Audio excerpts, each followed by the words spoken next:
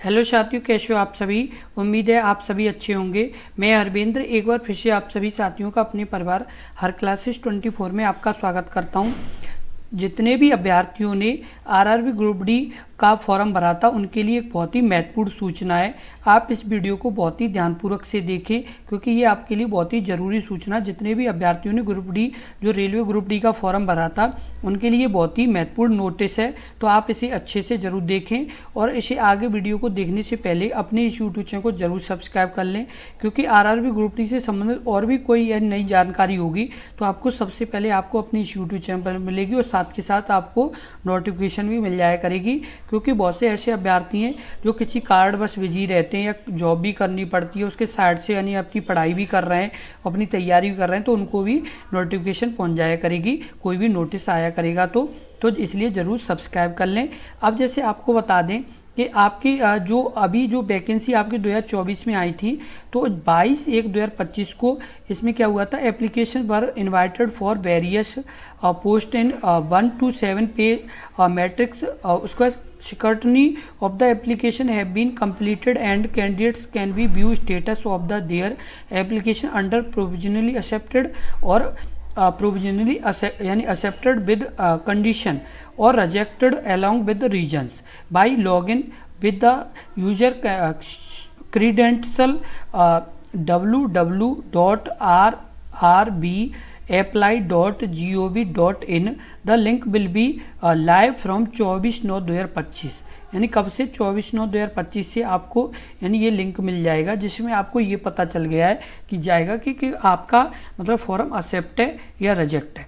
ये आपके लिए बहुत ही बड़ी खुशखबरी की बात है कि आपके यानी ये क्लियर हो जाएगा क्योंकि बहुत से अभ्यर्थी इसी टेंशन में रहते हैं कि हमारा फॉर्म रिजेक्ट है या एक्सेप्ट है। तो आपको बता दें कि आपको ये अब क्लियर हो जाएगा कि आपका फॉर्म एक्सेप्ट है या रिजेक्ट है।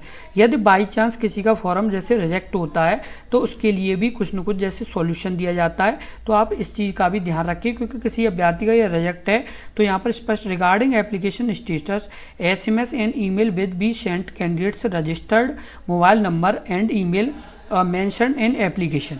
ये भी यहाँ पर स्पष्ट बताया गया है कि आपका यानी स्टेटस है वो SMS और ईमेल के द्वारा आपको भी भेज दिया जाएगा, ये भी यहाँ पर स्पष्ट बताया गया है।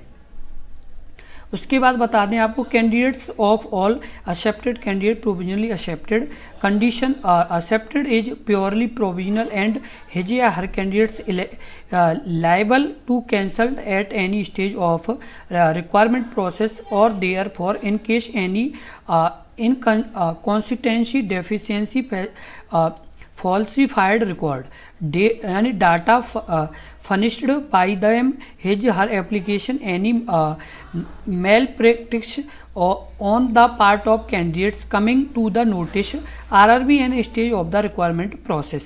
आपको यहाँ पर स्पष्ट बताया गया है कि आपकी जैसे फॉर्म एक्सेप्ट है लेकिन जैसे उन्हें कहीं भी लगता है किसी भी स्टेज पर कि जैसे आपकी यानी कोई भी जैसे इस तरह की यानी चीज़ पाएगी जो मतलब उनके रूल के खिलाफ है तो वो यानी वहाँ पर भी आपको जैसे रिजेक्ट कर सकते हैं। जैसे अभी आपकी यानी सिलेक्शन प्रोसेस चल रही है और उन्हें लगता है कि अभ्यर्थी ने जैसे कोई गलत डॉक्यूमेंट या कोई यानी जो यानी साक्ष्य दिए वो मतलब गलत दे दिए जबकि होने चाहिए कुछ और, तो वो भी वहाँ पर भी आपका रिजेक्ट किया जा सकता है। लेकिन अभी यदि किसी अभ्यर्थी का जैसे रिजेक्ट हुआ है बाई चांस जैसे किसी का किसी गलती के कारण रिजेक्ट हुआ है तो उसके लिए 2 हेल्पलाइन नंबर भी हैं जिसमें आपकी एक ये नंबर है और एक नंबर है और उसके अलावा आपकी ईमेल आईडी भी है, तो इस पर आप यानी ईमेल करके भी अपनी यानी पूरी जो प्रॉब्लम है वो बता सकते हैं और आपको मोबाइल नंबर से 10 बजे से लेकर 5 बजे तक आप यानी कनेक्ट कर सकते हैं। तो ये आपके लिए बहुत ही महत्वपूर्ण जानकारी है। जितने भी अभ्यर्थी आरआरबी ग्रुप डी में फॉर्म भरे थे उनके लिए सभी के लिए बहुत ही बड़ी महत्वपूर्ण जानकारी है क्योंकि अभ्यर्थियों ने फॉर्म तो भर दिए लेकिन उन्होंने ये ध्यान नहीं दिया है कि मतलब जैसे हमारा फॉर्म रिजेक्ट है या एक्सेप्ट है तो उन्हें आगे चल के प्रॉब्लम आ सकती है। इसलिए आप अभी चेक कर लें, पता चले कि आप पढ़ाई कर रहे हैं, अच्छे से मेहनत कर रहे हैं और पता चले आगे चल के कि आपका एडमिट कार्ड ही नहीं आया क्योंकि आपका फॉर्म रिजेक्ट कर दिया गया था लेकिन आपने ध्यान नहीं दिया था, तो ये प्रॉब्लम ना, इसलिए आप अपने यानी जो फॉर्म है उसका स्टेटस जरूर चेक करें।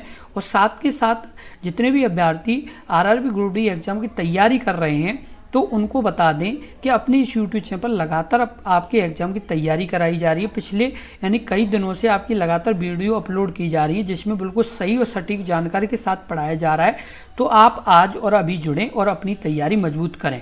क्योंकि जो रेलवे बोर्ड के द्वारा 17 नवंबर से एग्ज़ाम की बात की जा रही है कि आपके 17 नवंबर से एग्ज़ाम होंगे, तो आपके पास ज़्यादा से ज़्यादा जो समय है वो आपके पास 1 महीने 20 दिन के आसपास है। कितना? 1 महीना, यानी 1 महीना 20 दिन के आसपास का समय है।